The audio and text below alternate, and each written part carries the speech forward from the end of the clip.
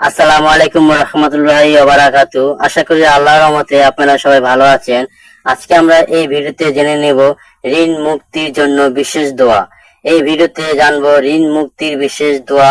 5 ওয়াক্ত নামাজের পর বেশি বেশি করে এই দোয়াটি পড়ে নেবেন। এখন জেনে নেব ঋণ মুক্তির জন্য দোয়া। আল্লাহুম্মা কফিনি বিহালালিকা আন হারামিকা ওয়া আগনিনি বিফাদলিকা আম্মান সিরা। ঋণ মুক্তির এই দোয়াটি আমি আরেকবার বলে দিচ্ছি। আল্লাহুম্মা কফিনি বিহালালিকা আন হারামিকা ওয়া আগনিনি বিফাদলিকা আম্মান সিরা।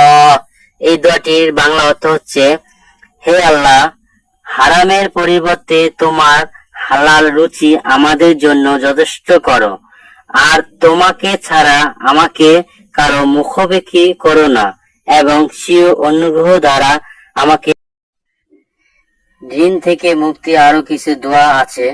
আল্লাহুম্মা ইন্নী আউযু বিকা মিনাল হাম্মি ওয়া হাজালি ওয়া আউযু বিকা মিনাল আজনি ওয়াল কাসালি ওয়া আউযু বিকা মিনাল বুখলি ওয়াল জুবনি ওয়া আউযু বিকা মিন গালাবাতিল রিজাক।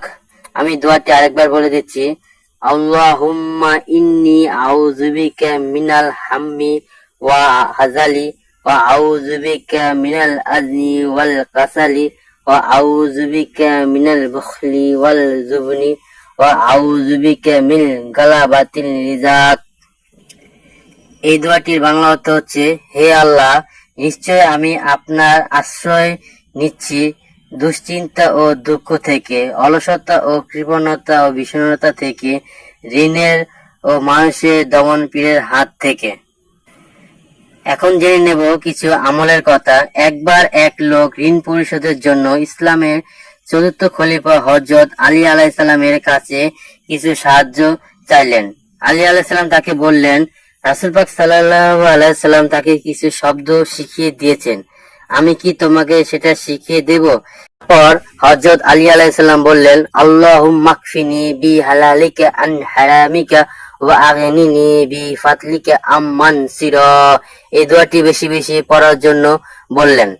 কিছু হাদিসের কথা জেনে নেব। মহানবী সাল্লাল্লাহু আলাইহি ওয়াসাল্লাম আল্লাহর কাছে আশ্রয় প্রার্থনা করতেন যাতে তিনি ঋণে জড়িয়ে না পড়েন।